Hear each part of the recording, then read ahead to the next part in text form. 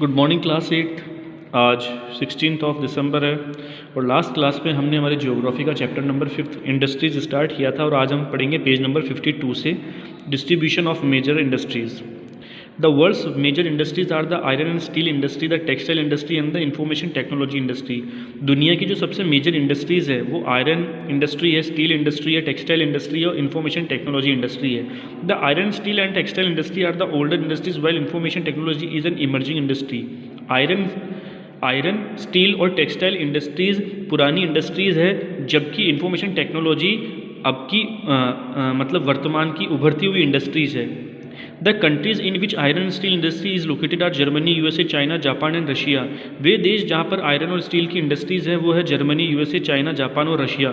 Textile industries concentrated in India, Hong Kong, South Korea, Japan and Taiwan. Textile industries India में, Hong Kong में, South Korea में, Japan में और Taiwan में स्थित है। The major hubs of information technology industry are the Silicon Valley of central California and the Bangalore region of India. जो information technology की जो मेजर जो हब हैं वो सेंट्रल कैलिफोर्निया का सिलिकॉन वैली है और इंडिया का बेंगलोर है। ठीक है। Iron and steel industry, like other industries iron steel industry too comprises various inputs, process and outputs. दूसरी इंडस्ट्रीज की तरह आयरन और स्टील इंडस्ट्री के अंदर भी इनपुट्स, प्रोसेस और आउटपुट का प्रोसेस होता है। This is a feeder industry whose products are used as raw material for other industries. Iron और स्टील इंडस्ट्री क्या है? एक फीडर इंडस्ट्री है जिसका रॉ मटेरियल दूसरी इंडस्ट्रीज में काम में आता है। The inputs for the industry include raw materials such as iron ore, coal and limestone along with labor, capital site and other infrastructure। अगर आयरन और स्टील इंडस्ट्री का अगर हमारे को इनपुट देखना है तो इसके अंदर क्या क्या आते हैं? रॉ मटेरियल के तौर पर आयरन और कोल और लाइमस्टोन, उनके साथ लेबर और उस इंडस्ट्री में खर्च होने वाला पैसा, उस इंडस्ट्री का इंफ्रास्ट्रक्चर और उसकी site. The process of converting iron ore into steel involves many stages। Iron और को स्टील के अंदर कन्वर्ट करने के अंदर बहुत सारे प्रोसेस से गुजरना पड़ता है। The raw material is put in the blast furnace where it undergoes smelting. ठीक है। कच्चे मटेरियल को ब्लास्ट फर्नेस के अंदर डाला जाता है जहाँ पर ये इसका स्मेल्टिंग का प्रोसेस होता है, जो कि फिगर 5.6 में बताया गया है। ये फिगर 5.6 में बताया गया है। इट इज़ देन रिफाइंड, फिर इसे रिफाइंड किया जाता है। ठीक है। द आउटपुट, जो कि ये इसका प्रोसेस वाला पोर्शन आ चुका है। Output obtained is steel which may be used by other industries as raw material. और इसका आउटपुट क्या निकलता है? स्टील, जो कि दूसरे इंडस्ट्रीज़ के रॉ मटेरियल के तौर पर काम में आता है, क्योंकि स्टील से रिलेटेड बहुत सारे अप्लायंसेस बनाए जाते हैं। अब हम पेज नंबर 53 पर आ रहे हैं। Steel is tough and it can easily be shaped, cut और made into wire. Steel tough होता है, इसको आराम से शेप किया जा सकता है, इसे काटा जा सकता है और इसके वायर भी बनाए जा सकते हैं। Special alloys of steel can be made by adding small amounts of other metals such as aluminium, nickel and copper. Special alloys of steel, steel के जो स्पेशल अलॉयज हैं, ठीक है, वो कब बनते हैं? जब स्टील के अंदर कुछ मात्रा में या तो एल्यूमिनियम या निकल या कॉपर को डाला जाता है। Alloys give steel unusual hardness, toughness और ability to resist rust. Alloys क्या करते हैं? स्टील को अनयूजुअल हार्डनेस से बचाते हैं, टफनेस लाते हैं और स्टील को रस्ट फ्री रखते हैं, मतलब स्टील पर जंग नहीं लगने देते हैं। Steel is often called the backbone of modern industry. Steel को अक्सर कर मॉडर्न इंडस्ट्री का बैकबोन कहा जाता है। Almost everything we use is either made or of iron और steel or has been made with tools and machinery of these metals. जितनी भी लगभग हम चीज़ों का इस्तेमाल करते हैं वो ज़्यादातर आयरन और स्टील की बनी हुई होती है, चाहे वो मशीनरी हो चाहे वो मेटल्स हो। Ships, trains, trucks and autos are made largely of steel. Ships, trains और ट्रक्स या ऑटोज ज़्यादातर स्टील के ही बने हुए होते हैं। Even the safety pins and the needles you use are made from steel. जब यहाँ तक कि जो सेफ्टी पिन्स और नीडल्स को हम यूज़ करते हैं वो भी स्टील के ही बने हुए होते हैं। Oil wells are drilled with steel machinery. ठीक है। स्टील मशीनरी से ऑयल तेल के कुओं को ड्रिल किया जाता है। Steel pipelines transport oil, steel के पाइपलाइन से ही ऑयल को ट्रांसपोर्ट किया जाता है। Minerals are mined with steel equipment. ठीक है। स्टील इक्विपमेंट के साथ ही माइंस में मिनरल्स को खोदा जाता है या देखा जाता है। Farm machines are mostly steel, farm की जो मशीन्स होती है वो ज़्यादातर स्टील की ही बनी हुई होती है। Large buildings have steel framework, large building के स्टील लार्ज जो बिल्डिंग्स होती है उनका स्टील का ही फ्रेमवर्क होता है। Before 1800 AD, iron and steel industry was located where raw materials, power supply and running water were easily available. Before 1800 AD, 1800 AD के पहले iron and steel industry was located where raw materials, power supply and running water were easily available. 1800 AD के पहले iron और steel industry को वहाँ पर बसाया जाता था जहाँ पर आयरन और स्टील इंडस्ट्री से related raw materials, power supply और रनिंग वाटर आसानी से अवेलेबल हो जाता था। Later the ideal location for the industry was near coal fields and close to canals and railways. बाद में जो स्टील इंडस्ट्री की जो आइडियल लोकेशन हुई वो कहाँ पर हुई कि जहाँ पर पास में कोल के फील्ड्स हो, ठीक है, या कैनाल्स हो या रेलवेज हो। आफ्टर 1950 1950 के बाद में iron and steel industry began to be located on large areas of flat land near sea ports.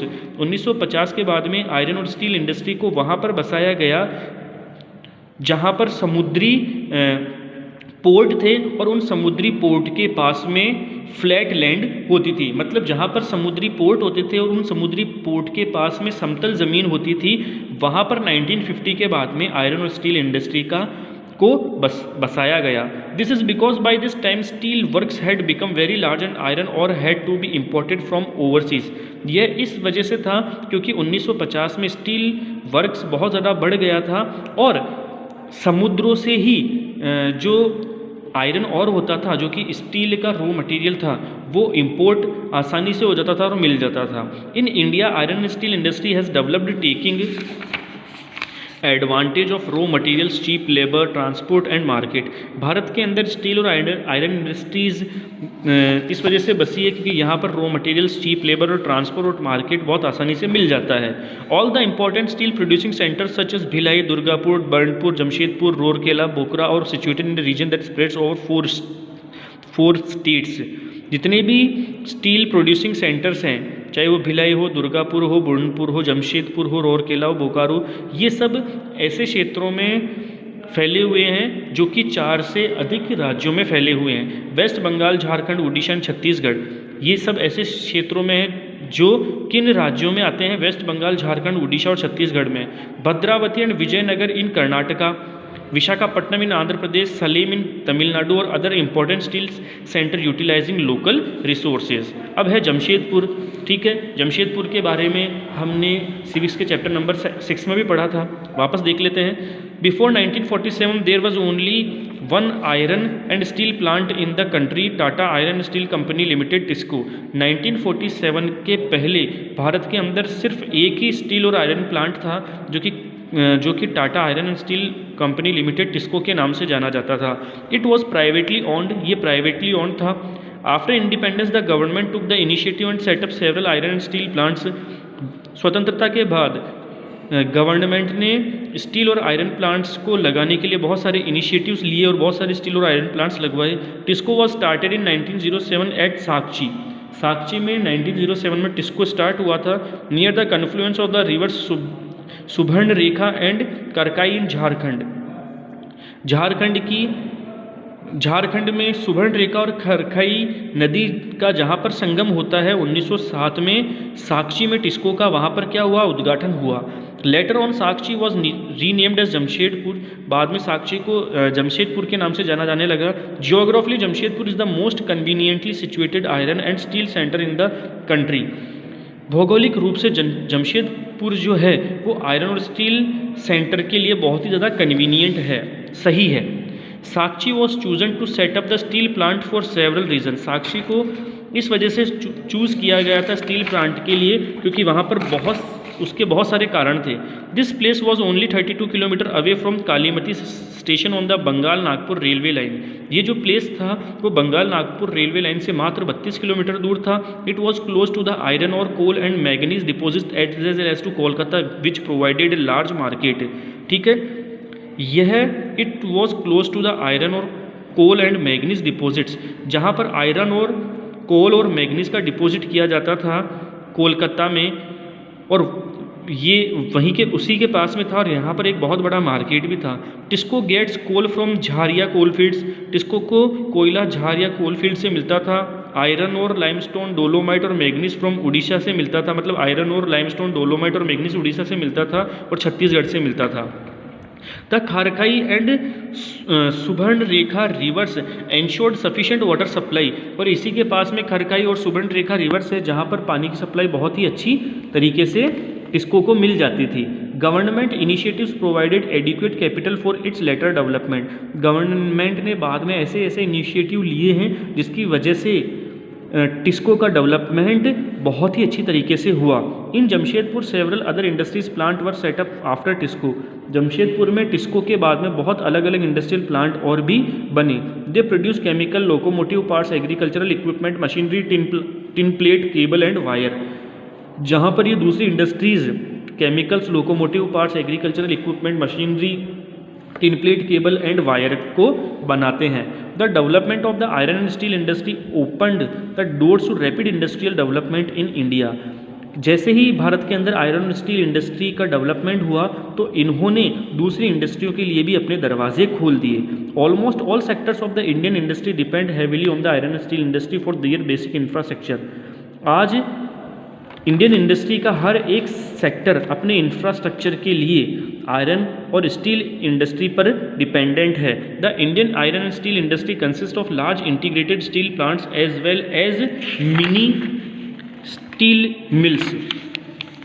देखिए क्या कह रहा है, the Indian iron and steel industry, भारतीय आयरन और स्टील इंडस्ट्री के अंदर आज भी बहुत ही ज़्यादा मात्रा में स्टील प्लांट्स हैं और मिनी स्टील मिल्स हैं। It also includes secondary producers, ठीक है, इसके अंदर सेकेंडरी प्रोड्यूसर्स भी इंक्लूड है, रोलिंग मिल्स और एंसिलरी इंडस्ट्रीज। एंसिलरी इंडस्ट्रीज का मतलब ये जो इंडस्ट्री आयरन और स्टील इंडस्ट्री, यह एक सहायक इंडस्ट्रीज है दूसरी इंडस्ट्री के लिए। अब देखिए Pittsburgh, it is an important steel city of the United states of America. United states of America की यह एक बहुत ही ज़्यादा इंपॉर्टेंट सिटी है Pittsburgh. The steel industry at Pittsburgh enjoys locational advantages. Pittsburgh की ये जो स्टील इंडस्ट्री है वह अपनी लोकेशनल एडवांटेज को बहुत ही ज़्यादा एंजॉय करती है। मतलब जहाँ पर ये इंडस्ट्री बनी हुई है स्टील और आयरन की पिट्सबर्ग में, वहाँ का लोकेशन बहुत ही ज़्यादा अच्छा है। Some of the raw material such as coal is available locally. कुछ जो रॉ मटेरियल है जैसे कोयला वो पिट्सबर्ग में आराम से मिल जाता है। While the iron ore comes from the iron mines at Minnesota about 1500 kilometres from Pittsburgh. जबकि आयरन माइंस के लिए जो आयरन और चाहिए होता है वह पिट्सबर्ग से 1500 किलोमीटर दूर मिनेसोटा से आता है। Between these mines and Pittsburgh is one of the world's best routes for shipping ore cheaply the famous Great Lakes waterway. इन खानों के बीच और पिट्सबर्ग सस्ते अयस्क शिपिंग के लिए दुनिया के सबसे अच्छे मार्गों में से एक है जिसका नाम है the Great Lake of waterway. Trains carry the ore from the Great Lakes of the Pittsburgh area, ठीक है, पिट्सबर्ग एरिया के द ग्रेट लेक्स से ट्रेन्स क्या करती है, आयरन ओर को लेकर जाती है। The Ohio, the Monongahela and Allegheny rivers provide adequate water supply. Ohio, Monongahela और एलिजियंसी जो है वो पिट्सबर्ग के अंदर बहुत ही ज़्यादा मात्रा में वाटर सप्लाई करती है। Today very few of the large steel mills are in Pittsburgh itself. आज बड़ी स्टील मिल्स में से कुछ ही पिट्सबर्ग में है। They are located in the valleys of the Monongahela and Allegheny rivers above Pittsburgh and along the Ohio river below, ठीक है, they are located. अब ये जो कुछ इंडस्ट्रीज़ हैं, ठीक है, वो मोनोगेलिया और एलिजियंसी रिवर्स की घाटियों में बसे हुए हैं और ओहियो रिवर के साइड में बसे हुए हैं। Finish steel is transported to the market by both land and water routes. जो फिनिश जो स्टील्स होता है वो लैंड से या वाटर रूट से ट्रांसपोर्ट होता है। The Pittsburgh area has many factories other than steel mills. Steel mills के अलावा पिट्सबर्ग एरिया के अंदर बहुत सारी अलग फैक्ट्रीज भी हैं। These use steel as their raw material to make many different products such as rail road equipment, heavy machinery and rails. These use steel as their raw material, ये steel को अपने रॉ मटेरियल के तौर पर use करते हैं to make many different products, ताकि अलग अलग प्रोडक्ट्स बनाए जा सके जैसे rail road equipment, heavy machinery और rails. Cotton textile industry, weaving cloth from yarn is an ancient art, सूत से कपड़ा बुनना एक प्राचीन कला है। Cotton wool silk jute flax have been used for making cloth, ठीक है, कपड़ा बनाने के लिए cotton wool silk jute flax इन सब का यूज़ किया जाता है।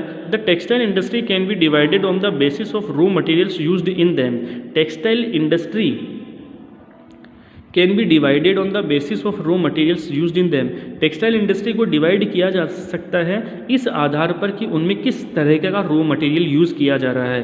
Fibres are the raw materials of textile industries, textile industry का जो रॉ मटेरियल है वो फाइबर्स होता है। Fibres can be natural or man made, fibre natural भी हो सकता है और मैन मेड भी हो सकता है। इस बेस पर टेक्सटाइल इंडस्ट्री को डिवाइड किया जा सकता है। Natural fibres are obtain from wool silk cotton linen and jute, natural fibres हमारे को वूल सिल्क कॉटन लिनन और जूट से मिलता है। Man made fibres include nylon polyester acrylic and rayon.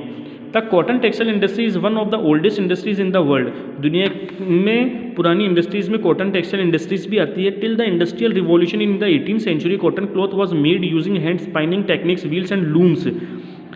Till the industrial revolution in the 18th century, 18वीं शताब्दी में औद्योगिक क्रांति में cotton cloth was made using hand spinning techniques, cotton cloth को जो चरखा होता था उन पर बनाया जाता था उनके लिए धागे।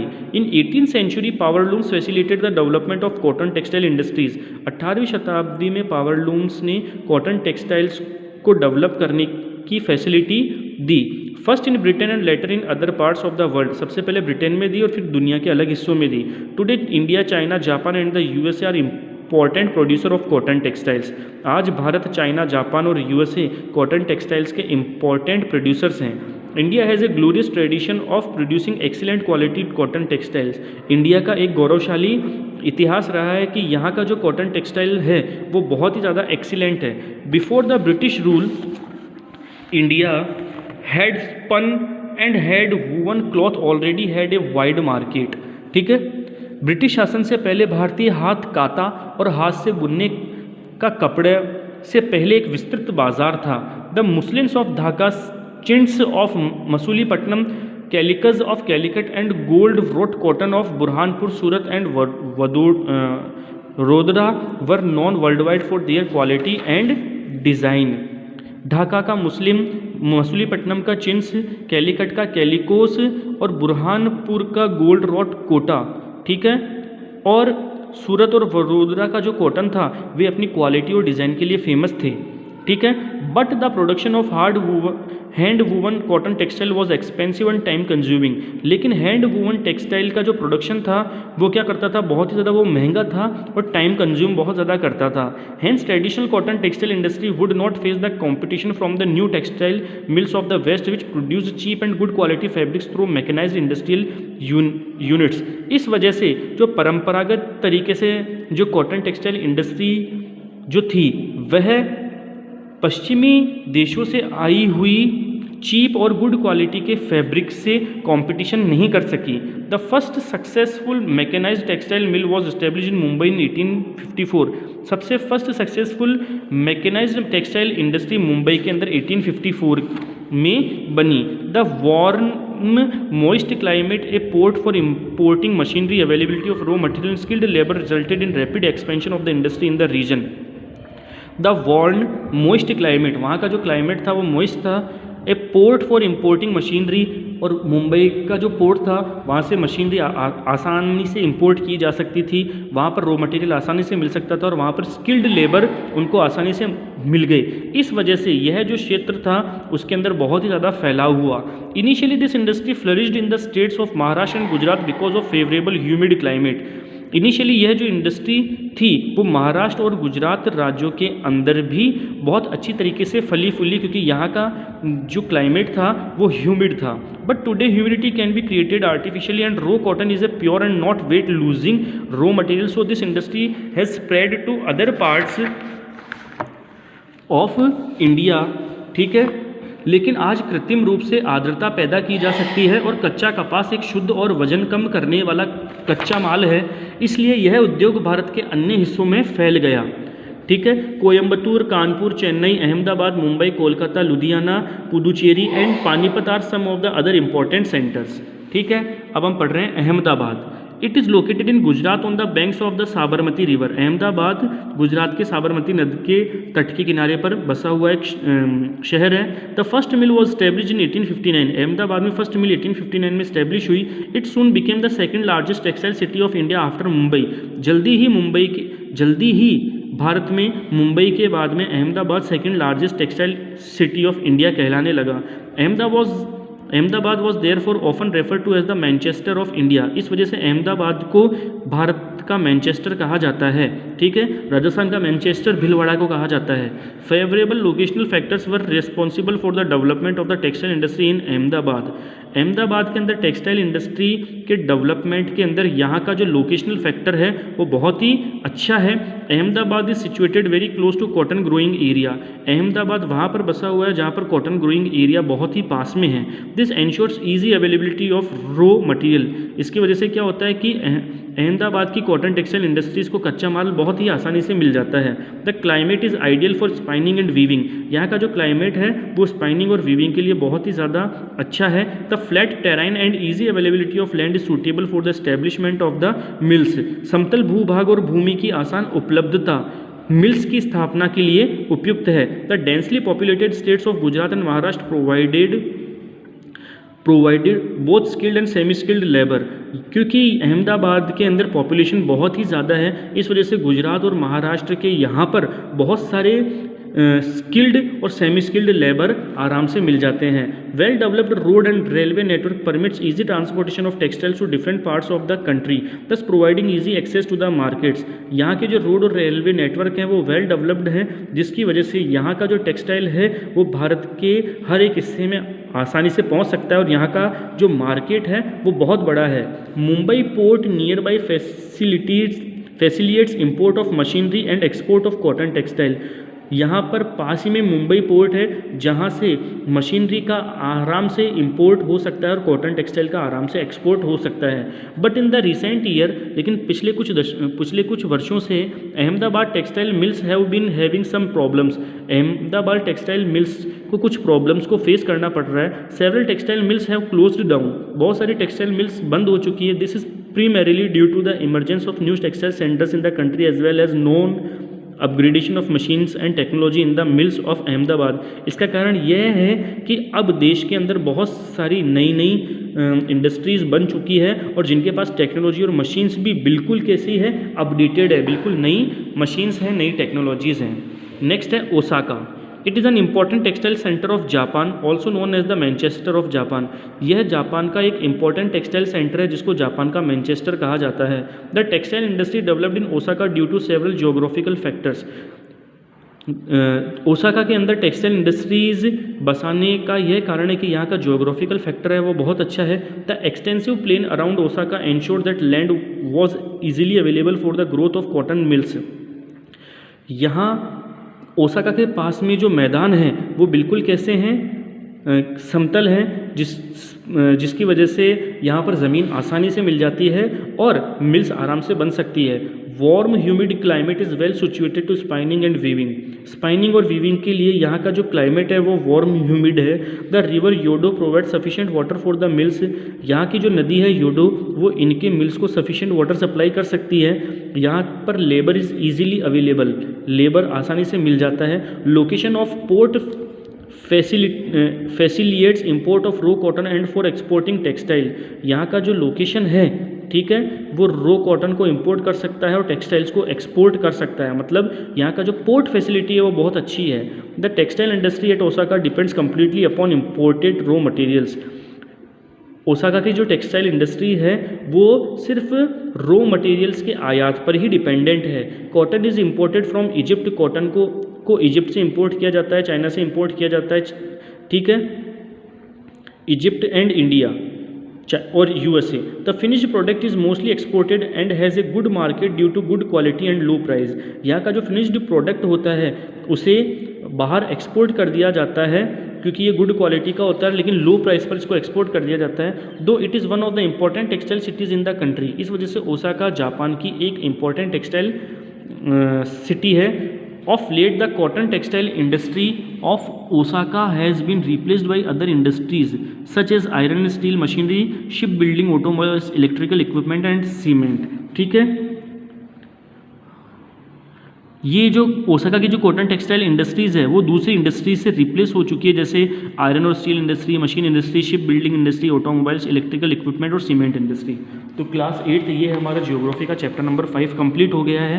अब हम इसके क्वेश्चन आंसर्स देख रहे हैं। ठीक है, तो पहला क्वेश्चन है हमारे पास, what is meant by the term industry. तो इसका आंसर ये लिखा हुआ है, Industry refers to economic activity that is concerned with the production of goods, extraction of minerals, or provision of services.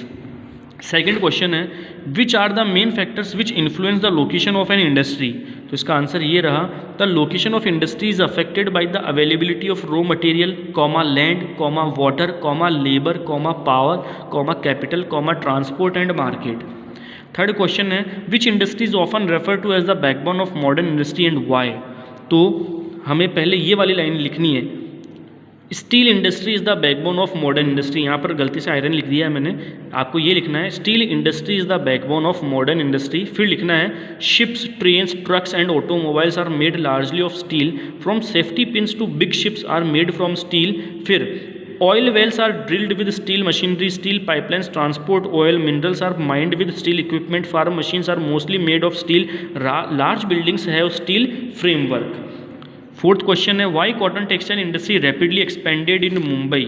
इसका आंसर ये रहा, cotton textile industry expanded rapidly in Mumbai initially because of the presence of a lot of favourable conditions, warm and moist climate, a port situated nearby to import machinery, easy availability of raw materials and skilled labor were factors behind this। दूसरा है, tick the correct answer, Fort Gloster is located in California. ठीक है, which one of the following is a natural fibre, jute. Next है, distinguish between the followings, agro based and mineral based industry और public sector and joint sector industry. देखो इसका answer book में है, agro based and mineral based industry, agro based and mineral based industry. ये देखिए, आपको यहीं से लिखना है, agro based industries use plant and animal based products as their raw materials, food processing, vegetable oil, cotton textile, dairy products and leather industry are examples of agro based industries. फिर नीचे वाली लाइन में लिखना है, mineral based industries are primary industries that use mineral ores as their raw materials, the products of these industries feed other industries. Iron made from iron ore is the product of mineral based industry, this is use as raw material for the manufacture of a number of other products such as heavy machinery, building materials and railway coaches। ठीक है, railway coaches तक हमारे को answer लिखना है, मतलब agro based से start होना है हमारे को और हमें अपना आंसर लिखना है यहाँ तक, कोचेस तक। ठीक है क्लास। नेक्स्ट क्वेश्चन क्या है इसमें, डिस्टिंग्विश बिटवीन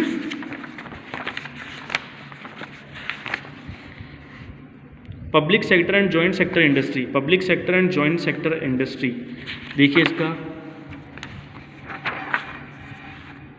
प्राइवेट सेक्टर होगा आई थिंक।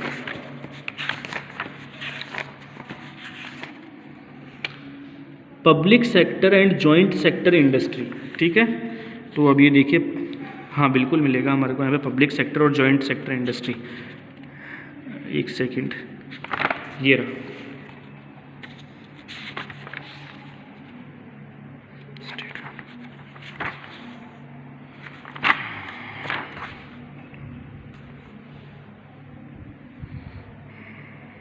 ये देखिए यहाँ से लिखना है हमारे को answer, the public sector industries are owned and operated by the government such as Hindustan Aeronautics Limited and Steel Authority of India Limited. फिर हमें लिखना है joint sector industries are owned and operated by the state and individuals और a group of individuals, Maruti Udyog Limited is an example of joint sector industries. यहाँ तक लिखना है हमारे को आंसर। ठीक है, नेक्स्ट देखिए, next question, give two examples of the following in the space provided. ठीक है, रॉ मटेरियल्स, पहले में मैंने लिखा हुआ है कॉटन और दूसरे में लिखा हुआ है सनफ्लावर। सेकंड है एंड प्रोडक्ट्स, टेक्सटाइल्स और स्टील। थर्ड है टर्टियरी एक्टिविटीज़। ठीक है, इसमें आप पहले में तो क्या लिखोगे, ट्रांसपोर्टेशन, और दूसरे में आप क्या लिखोगे, बैंकिंग, ट्रांसपोर्टेशन और बैंकिंग। फोर्थ है एग्रो बेस्ड इंडस्ट्रीज, आप इसमें क्या लिखोगे, वेजिटेबल ऑयल और डेयरी प्रोडक्ट्स। फिफ्थ है कॉटेज इंडस्ट्रीज़, आप इसमें लिखोगे बास्केट वीविंग और पोट्री। और सिक्स्थ है कोऑपरेटिव्स, तो आनंद मिल्क यूनियन लिमिटेड और सुधा डेयरी। ठीक है क्लास, तो ये हमारे जियोग्राफी का चैप्टर नंबर 5 भी कंप्लीट हो चुका है। ठीक है, अब हमारे पास सिर्फ ज्योग्राफी का चैप्टर नंबर 6 बचा है, जो हम कल स्टार्ट करेंगे। आपको इस चैप्टर को अच्छे से पढ़ना है, समझना है और इन क्वेश्चन आंसर्स को करना है, समझना है। तब तक के लिए थैंक्स।